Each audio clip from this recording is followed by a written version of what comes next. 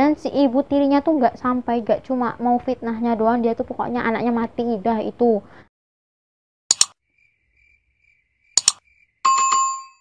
Hello guys, welcome back my YouTube channel. Terima kasih buat kalian semua yang sudah mengklik video ini. Guys, pasti kalian pencinta film horor, genre-genre horor gitu. Apalagi kalian juga suka Korea. Pasti kalian tidak pernah melewatkan satu film ini, dimana film ini tuh kayak mengisahkan kalau di Indonesia tuh versi ibu tiri gitu, anak ibu tiri apa sih judul, ratapan ibu tiri apa ratapan anak tiri gitu ya, aku lupa. Nah, kalau versi Koreanya itu ada juga judulnya A Tale of Two Sisters. Nah, kisahnya itu nggak jauh beda dengan kisah yang bakal aku cerita kali ini tuh nggak jauh beda. Jadi kisah ini tuh legenda yang cukup dipercayain gitu sama masyarakat Korea. Nah, kisah ini tuh bermula dari sepasang suami istri yang dikaruniai dua anak kembar, dan kebahagiaannya itu berakhir setelah 5 tahun si istrinya tadi tuh melahirkan lalu meninggal dunia.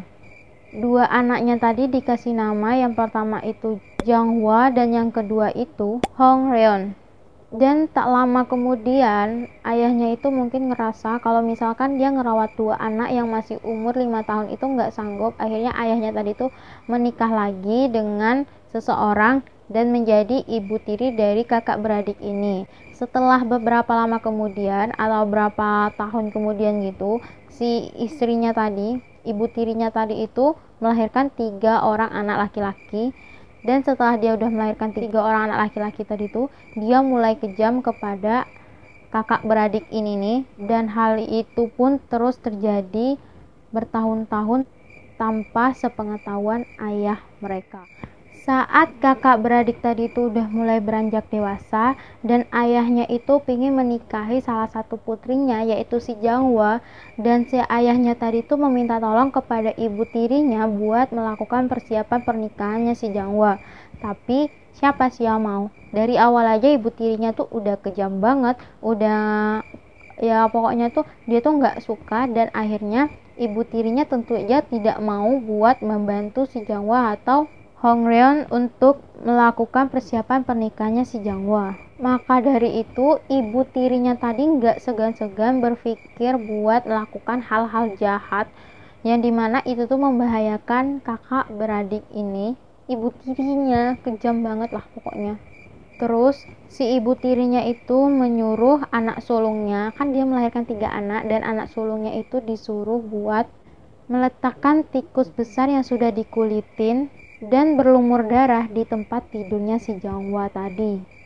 Dengan persiapan jebakan yang dibuat ibu tiri dengan anak sulungnya tadi itu, besoknya ibu tirinya itu melakukan atau memfitnah bahwa si Janghwa tadi itu telah keguguran.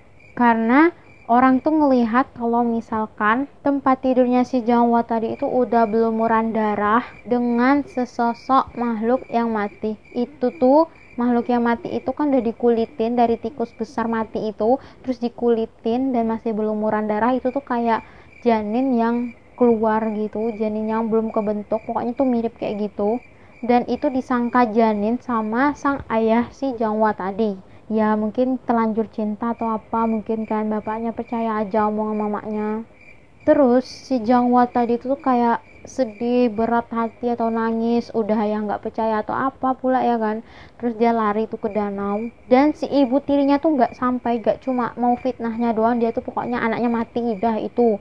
Nah jadi itu disuruhnya anak sulungnya tadi tuh ngikuti itu si Janghwa ke danau dan meminta untuk membunuh si Janghwa tadi di danau. Nah, si sulung tadi, anak sulungnya tadi tuh sukses buat ngebunuh si Janghwa. Dia tuh mendorong si Janghwa yang lagi di tepi danau ke dalam danau. Akhirnya dia mati tuh di dalam danau, tenggelam gitu, nggak pandai berenang mungkin kali. Nah, terus si anak sulungnya tadi itu kena sial, dimana ada seekor macan yang mendatangi anak sulung tadi. Dia kan di danau udah ngedorong si Janghwa ke danau, terus didatangi lagi oleh seekor macan, dan gak cuma didatangi doang, macan itu menggigit lengan dan kaki si sulung yang membuat si sulung itu cacat seumur hidup. Mungkin itu yang dinamakan karma secara langsung. Habis ngebunuh anak orang, dia pula lagi yang diganggu oleh macan. Nah, lumpuh lah dia seumur hidup tuh. Kenapa dia lumpuh? Lengan sama kakinya tuh digigit sampai putus. Ya kayak mana nggak lumpuh, tapi masih untung dia tuh masih hidup ya kan. Masih Jangwa didorong ke danau tuh sampai mati sama dia. Dia masih hidup walaupun dia cacat seumur hidup. Dan si ibu tirinya itu nggak cuma senang, udah senang apa kayak mana, enggak, dia akhirnya melampiskan kemarahannya itu kepada adiknya si Jangwa, yaitu si Hong Reon. Setiap hari dia suka menyiksa itu adiknya, dan akhirnya adiknya tadi tuh udah mulai sama kayak kakaknya, udah stres, udah sakit hati, udah nggak terima, udah nggak kuat lagi dia nerima siksaan ibu tirinya. Akhirnya adiknya pun ikutan juga lah pergi ke sungai tadi. Dia pingin ikuti kakaknya, dia nggak kuat lagi nerima kenyataan kalau ibu tirinya tuh begitu kejam ke dia tuh, nggak terima dia tuh. Dia pergi juga ke sungai dan ikutan terjun di mana tempat kakaknya tadi tuh meninggal. Nah, sejak kejadian itu guys, setiap ada pergantian kepala desa di desa itu, mereka itu selalu ditemukan tewas keesokan harinya secara misterius. Suatu ketika ada pejabat desa yang cukup berani, yang baru saja menjabat, dan malam harinya dia didatangi oleh hantu kakak beradik ini, di mana mereka berdua ini meminta kepada kepala desa buat membersihkan nama baik mereka dari tuduhan yang disangka-sangka oleh ibu tirinya. Jadi tuh ketika mereka mati tuh, ibu tirinya tuh ndak cuma membunuh doang gitu kan, tapi ibu tirinya tuh juga memfitnah, dia menyebarkan gosip yang enggak kepada tetangga-tetangganya tuh. Nah, dan kepala desanya itu pun langsung memberi hukuman kepada ibu tiri dan 3 orang anaknya tadi. Setelah kejadian itu, hantu kakak beradik ini tidak pernah muncul lagi, dan penduduk setempat pun percaya kalau misalkan kakak beradik tadi berinkarnasi kembali saat ayahnya menikah lagi dengan istri ketiga dan melahirkan anak kembar lagi. Nah guys, itulah kisah dari hantu kakak beradik yang meninggalnya tuh nggak enaknya itu karena ibu tirinya. Di Indonesia kan juga ada tuh film-film ibu tiri, kekejaman ibu tiri gitu. Nah sebenarnya nggak semua ibu tiri, tapi tetap aja mungkin kalau misalnya dia kan juga udah punya 3 anak, mungkin dia merasa keteteran, atau juga yang mau menikah bukan anaknya dia ya kan, jadi dia nggak mau, atau emang niat ibu tirinya dari pertama mau nikah sama ayahnya tuh emang jahat atau kayak mana ya kan. Pertama dibunuhnya dulu kakaknya, terus akhirnya anak sulungnya dapat musibah digigit macan sampai putus, terus dia nggak terima, akhirnya yang kena siapa, adiknya lagi, disiksa, dihadiri sendiri, dia apa-apain lah pokoknya sama dia. Akhirnya adiknya nggak kuat, ikut bunuh diri sama kakaknya di tempat yang sama. Akhirnya mereka berdua bergentayangan, neror-neror warga tempat. Enggak sih, dia neror cuma kepala desa, niatnya cuma buat bersihin nama baiknya mereka, yang dimana ibu tirinya tadi itu sangat kejam, udah ngebunuh, udah ngenyiksa, mulutnya pun tajam. Difitnah pula kakak beradik ini ke tetangga-tetangganya. Ya kayak mana ya, orang udah mati tuh didoain, orang udah meninggal tuh didoain, dikirim doa atau diapain lah sesuai kepercayaan masing-masing. Ini Ida malah difitnahnya ke tetangga-tetangganya, jadi tetangganya tuh berpikir yang buruk-buruk. Nah pokoknya tuh mungkin dia fitnahnya kayak apa nggak tahu kan, terus tetangganya juga ikutan berpikir emang kayak gitu, terus juga tetangganya taunya kan itu kan ibu tirinya gitu ya kan.